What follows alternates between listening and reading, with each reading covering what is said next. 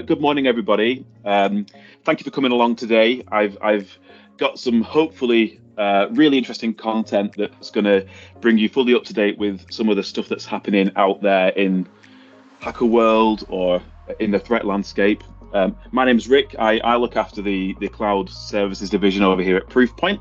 I'm going to spend the next half an hour or so just taking you through some various talking points.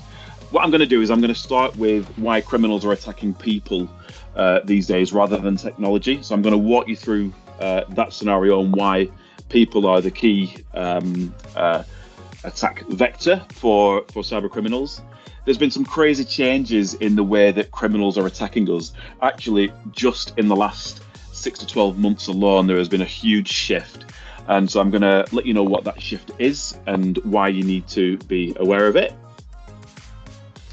And I'm going to talk about something that's particularly important for organizations like yours, organizations that are smaller, what we regard as SMBs. A lot of people think that it's the large enterprises that get attacked, but actually currently the smaller organizations actually end up being the massive jackpot for cyber criminals. So I'll talk you through why that is and what they do to get the jackpot. And I'm going to spend a little bit of time just talking about Microsoft. So Microsoft is something we all use, most of us use, and what is happening with Microsoft to put us at risk, and the steps that you can take to protect yourself. Okay, so I'll just tell you a little bit about who we are here at Proofpoint. So Proofpoint is widely recognized as probably the leading email security vendor globally. So we're a massive organization. We have been around for about 20 years. The division that I look after here in Europe, Middle East and Africa is specifically focused on supporting managed service providers like Click to protect organizations like yours. So we've got a partnership together. Click utilizes our Proofpoint technology. And so that's why I'm here today. To give you a little bit more background, we're really big in terms of the scope of data that we see. So we actually currently filter about 33% of the world's business email daily. So there's only 2 organizations out there in the world that see more data than we do, and that is Microsoft and Google. So we've got a very good understanding of the threat landscape and how to handle it. So we've been around for a long time. We currently protect about 80% of the FTSE 100, and that might not feel fully relevant to smaller organisations or organisations in the charity sector, but really the point of importance there is that if you imagine the scrutiny that our services have to go through with chief information security officers over a period of years in order to protect these organisations. Yet they still trust us, and they decide to select Proofpoint. So we're well recognised as a leader in the industry. Okay, so first things first. I think a lot of people have this conception that cybersecurity is a technology issue, and that you've got hackers out there trying to get into servers and pieces of technical infrastructure, whereas actually that is absolutely not the case, at least not anymore. The fact is that malicious actors or hackers are primarily attacking individuals and people within businesses. And the reason that they do that is because as humans, we're all fallible, right? So we make mistakes, we have emotions, we can make decisions based on subjective opinions and information that we have. And so the fact of the matter is that we're all targets, and actually there are people in your organization that will be more of a target than other people in your organization. So we like to call those people VAPs, very attacked people. But the way that malicious actors work, they'll target people rather than infrastructure, and they'll find people in your organization that are of high value. So people who have access to the transfer of funds, people who have access to intellectual property, people who have access to product like code or access to your database, and essentially people who can make a decision to move that stuff around, basically. So it's super important to realize that actually people are the weakest link when it comes to cybersecurity. And you can imagine that especially larger organizations spend a lot of money on protecting their infrastructure. But actually, the crazy thing is that if you just look at this chart over here on the left, this is a breakdown of security spending over the last year or so. Now, people, like organizations, will spend a lot of money on endpoint protection, so protecting devices and protecting their network, and making sure that they can monitor things that are happening and things like that. And they only actually spent 9% of their security spend last year on protecting people, whereas in 90% of breaches that actually start with an attack on an individual or a individual's credentials. They might have their identity abused or stolen. They might have someone sitting in their mailbox, like reading their emails, waiting to pounce. So actually, we've got this crazy idea at the moment that it's all about the infrastructure, when actually really it isn't. A lot of those infrastructures are pretty securely bolted down, and it's the people that are the big problem, and that's where 90% of breaches come from. And of course, the result of the breaches are loss of earnings, loss of revenue, loss of IP, and importantly, loss of reputation or damage to reputation as well. Especially in the charity sector, that's hugely important because you're collecting funds or dispersing funds.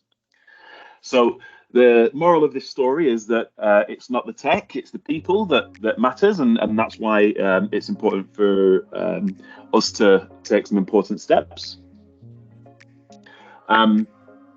Okay, so I wanted just to talk to you about those old school phishing emails that I'm sure many of you will have received over the years. And there's this kind of like old stereotypical phishing email about, the Prince of Nigeria has got $36 million that he needs you to look after, and he'll randomly come and find you and let you know about that with an email that is come out of nowhere and is probably badly spelled with awful grammar.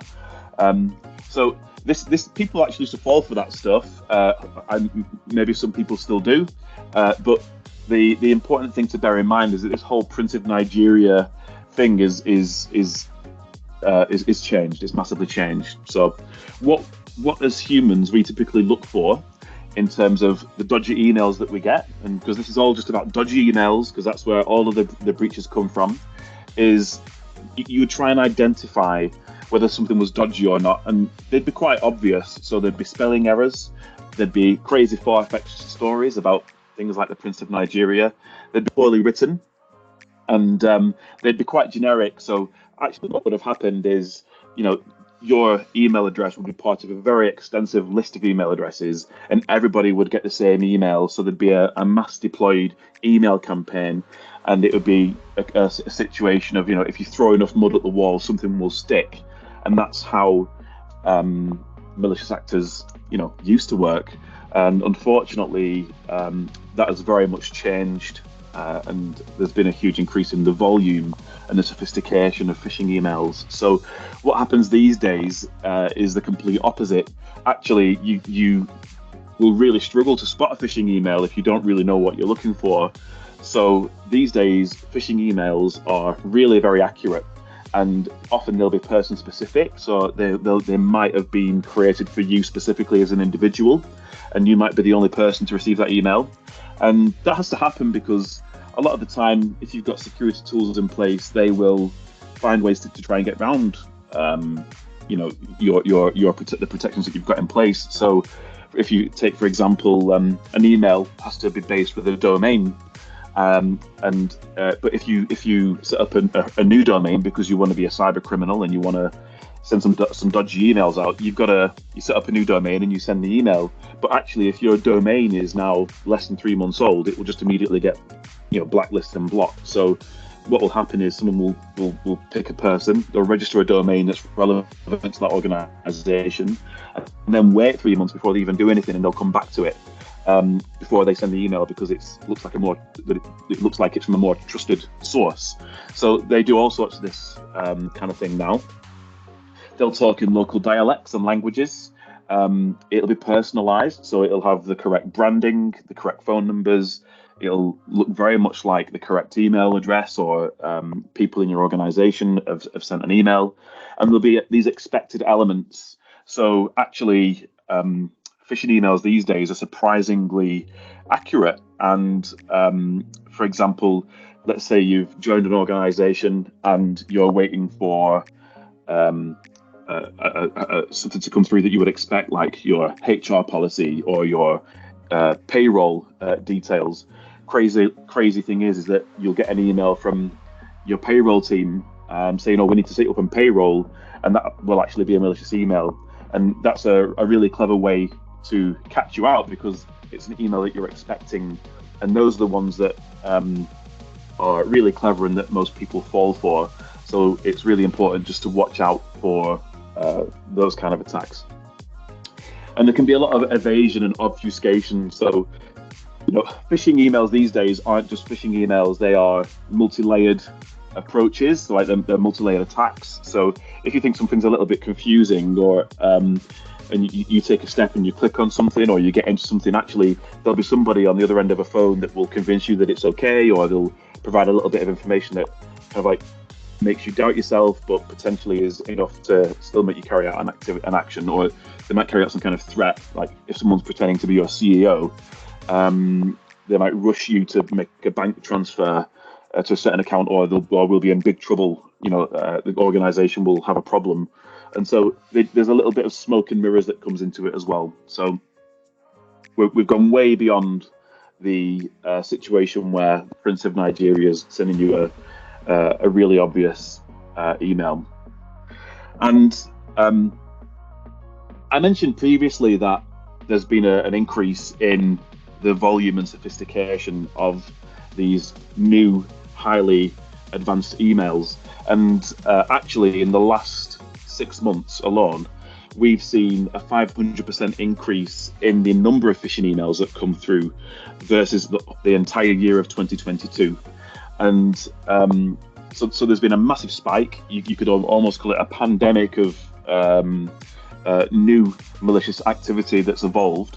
And there's a very specific reason for that, actually. So there's been an evolution in the way technology works to help people create content. And the arrival of artificial intelligence applications, AI apps, has massively boosted the productivity of malicious actors. So some of you might be aware of ChatGPT. This is something that's everybody in our industry is talking about, but in the charity sector, it might not be something that you've come across yet. So ChatGPT is a product that's been developed by an organization called OpenAI, which is supported by Microsoft, and it's what you call a large language model, and it's essentially a chatbot. So you can download the app for ChatGPT. It's free to access for everybody, and you can basically use ChatGPT to pretty much do anything you'd like. So if you wanted to write some code for a new software product, you could do that, or if you wanted to write some health and safety policies for your organization, you could go in there and you could give it a prompt and say, I want you to act like the health and safety representative for a charity that does this. Please provide me with a health and safety policy for this purpose. And you hit enter, and this thing will literally create it for you within seconds. It is super, super powerful. And if you haven't already had a look at ChatGPT, I'd hugely recommend that you go and try it out. It could massively benefit your organization, and AI apps like ChatGPT are going to have a huge impact on the world over the next few years. But the thing about ChatGPT is that it's got some guardrails on it. So it's got some ethical guardrails in place that don't allow you to go in there and carry out activity that has malicious intent. So it's kind of protected in some way. However, there are other solutions that will allow you to do that. So this is a story from The Independent back in summer. A ChatGPT rival that has no ethical boundaries is now available for sale on the dark web. So you can basically log onto the dark web and go and get this thing and use it for anything you like. It will do whatever you want it to, and it's super, super easy. That product is called WormGPT. So you can go on there and get it to write phishing emails. You can get it to pretty much do whatever you want in terms of malicious activity. And until this summer, it wasn't possible for an AI application to actually create and execute a multifaceted phishing campaign, right? So in the same way that ChatGPT, it might be able to write you an essay, but it's not going to make you a PhD in physics. It can't do the work for you. It's something that creates some content and maybe aids your development. It maybe lowers the barrier to entry for certain things. And WormGPT is the same. And we felt that up until some of this year, there was no ability for an AI solution on its own to basically carry out malicious activity completely autonomously. And then things changed. So actually, around summertime this year, this product called Beta AGI was kind of like made available to the world or was released.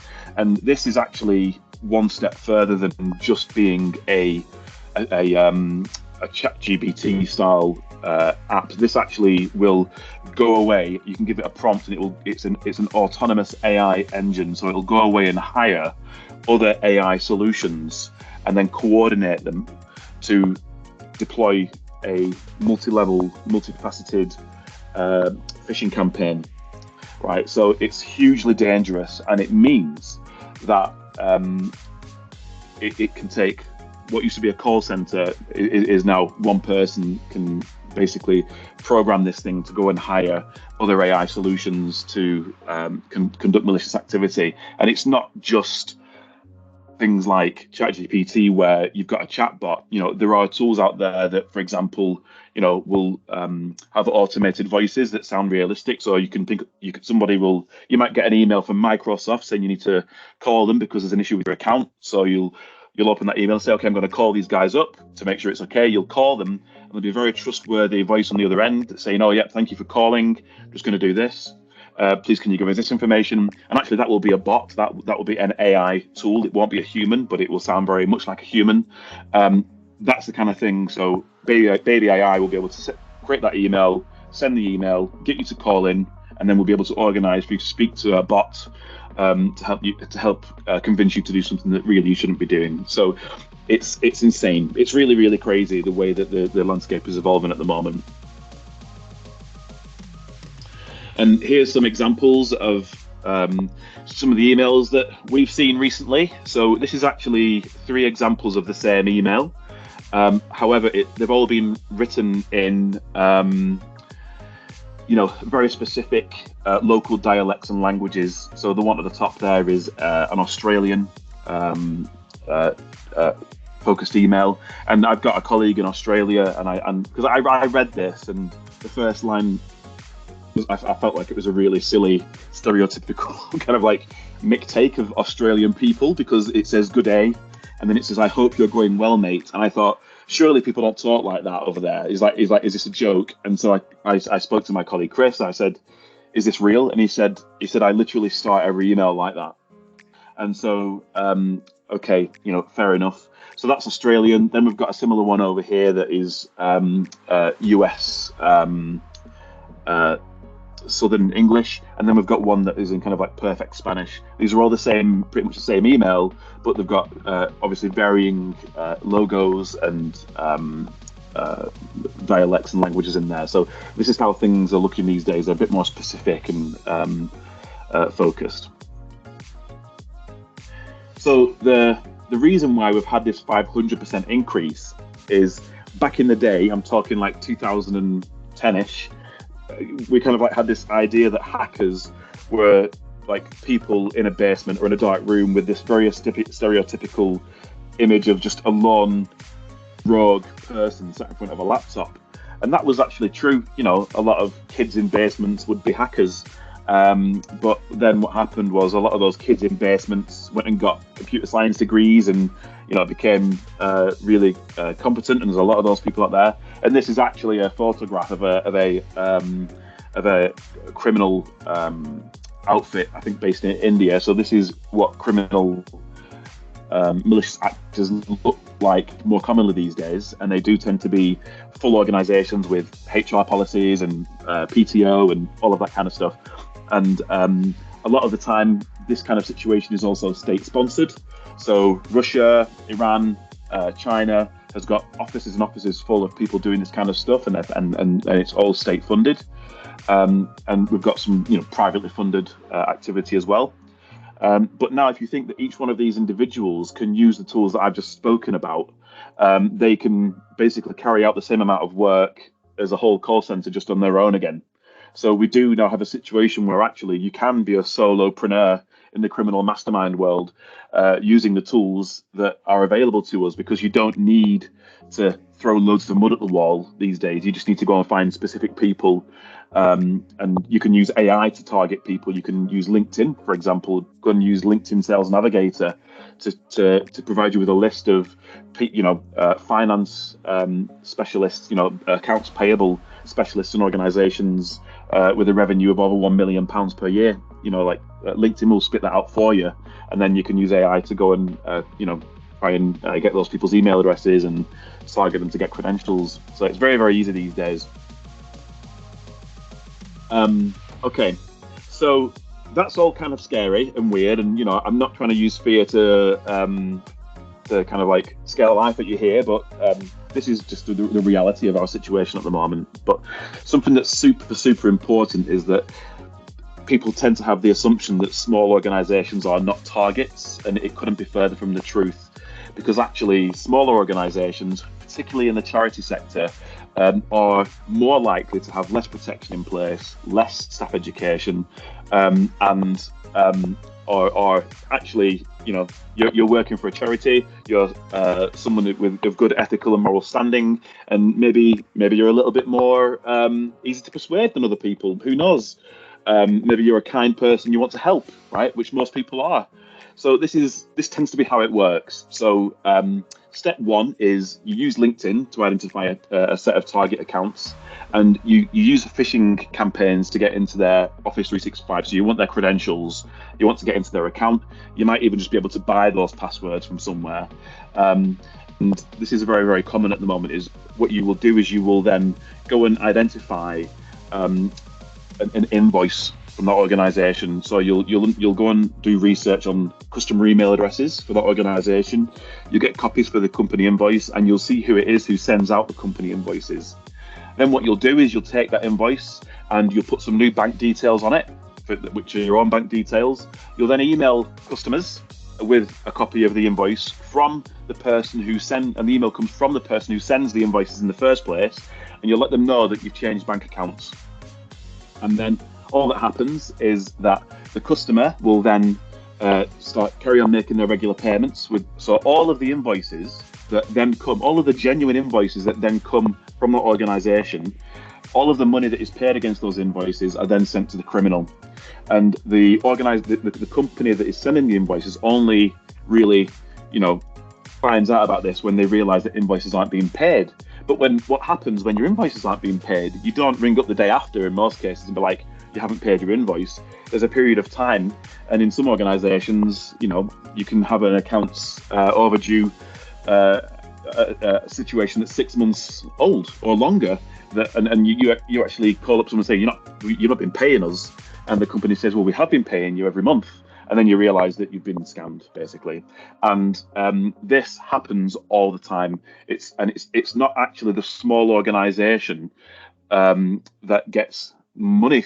The money is essentially stolen from directly. It's the supplier or it's the customer. So it's sideways movement. And this happened actually to Instagram. This happened to Instagram. So I think it was Facebook that bought Instagram a few years back, but someone basically there was a technology partner that was working with Instagram, and they were installing hardware. They were setting up their offices and doing all that kind of stuff. But they were spending a lot of money. Instagram was spending a lot of money with this organization. Somebody hacked into this smaller technology partner, carried out these steps, and managed to take payment of invoices to the value of $25 million over the period of a year. And it was only after a year that the company, they didn't want to upset Instagram because they're a big customer, said, "Oh, like, you've not been paying us." And Instagram said, "Yes, we have." And that campaign was so successful that actually the same criminal organization went away and did the same to Google, and they got $96 million that time. And this has been one of the only times where the perpetrator has actually been captured and was sent to prison, but he only got like 2 years or something crazy like that. So he didn't really spend any time in prison at all, considering the amount of money that he stole. Okay, so I want to just talk a little bit about Microsoft. Okay, so this is super important. Microsoft is a tool that many of us use. So I want you to imagine that this is our house and we all live in this house together. Everybody lives in the same house together. It could be maybe it's a hotel or whatever, I don't know. But we're all in there. And there's a lock on the door, there's locks on the windows, there's maybe a gate and a fence. There are some security elements in place. But if you imagine everybody in the world is living in this house, imagine how many valuable things there are in there, jewelry, cash, money, documents, you name it. So everybody's in there and it's one house. And then if you imagine the entire criminal underworld is stood outside the house and they're all stood around the house watching it and they want to get in and work out how they can rob the place, basically. But these guys, are specialists, they're locksmiths, they're they know how to get into houses, but they all talk to each other. And so they're all there having this kind of like peer group situation where they're saying, well, actually, they updated the lock recently, but we could use this to get into the lock. And then when we get in there, we can move around and we can go and do this. So it's kind of like a collaborative effort. And this is essentially the way Microsoft works, because we're all on Microsoft. Everybody lives on Microsoft, and criminal actors have the keys to Microsoft. They know the ecosystem so well, and it's just one software program that everybody can focus on and work how to compromise. And so they can get in, they can move around all the different people that live in Microsoft, and massively kind of like do loads and loads of damage, and become rich beyond their wildest dreams. So this is why it's important. So Microsoft is an excellent package of products, and I'm not trying to criticize Microsoft in the sense of how amazing Microsoft is. However, Microsoft is not a security specialist organization. They do have some security tools, and they're evolving those security tools on a regular basis. However, they're not evolving their security offerings at the same rate that the criminal malicious world is evolving theirs. And so it's important to work with specialists, to put a line of people in front of the house who know how to deal with these criminals that are all trying to get in. And it's important just to bear in mind that Microsoft kind of like has that situation in place. So, what can you do to mitigate the risk of you being a victim to this? And really, the best thing that you can do is work with an organization or partner that really knows what they're doing, that is a specialist, and who can then allow you to get on with your day-to-day activity. That is what Click is doing for charities across the UK, and so they are a partner of ours, and they're a Proofpoint and email security specialist. Really, the thing that we recommend is that you take a dual approach. So the most important thing that you can do is to educate your team members and ensure that they are getting an awareness of what is actually happening in the threat landscape at the moment. And so what we offer in partnership with Click is a security awareness training curriculum that you can undertake, and it can be deployed across the period of a year, and it's kind of like 10 or 20 minutes a month kind of a situation. And Click can work with you to select what the important modules are that you need to undertake. There are 55 modules to select from. And because we do see so much mail every day, we know all the dodgy stuff that's coming through like at the moment. So we update those modules on a weekly basis in line with the latest cyber threats that we see. And then in addition to that, you really need some technology in place to help. So what we're famous for is our email security offering. It's a secure email gateway. So all of your email is essentially filtered through Proofpoint first. We've got a crazy number of engines and our own AI tools and machine learning tools to filter email content. And then we've also got a situation that makes us quite unique in that if something does get through, we actually have ongoing assessment of activity. So if a phishing email does get through and someone opens that and replies to it, we will see that. We will see what's going on. We've got 250 real human beings who are threat analysts that just monitor things, and stuff gets flagged to them on a regular basis. So we will actually pick up the phone and call if we actually see some crazy activity going on as well. So funnily enough, just this morning I've had an alert to call one of my customers because somebody has opened a phishing email and they're having a conversation. They're going backwards and forwards with a malicious actor who's trying to convince them to do something, but we can see they've not transferred any money or anything like that. So so we've called them and we've called their MSP and said, listen, these guys are doing this. This is the person who's under threat, and they've given that guy a shout and told him to stop, and that's all sorted. So it's important to have that element in place as well. Okay, so my recommendation is to have a chat with the guys at Click about this. Have a chat with them, and this is the kind of thing they'll be able to set in place for you very, very quickly. But that fundamentally brings me to the end of my time. So I hope that's been useful, and please feel free to ask me any questions or give any feedback.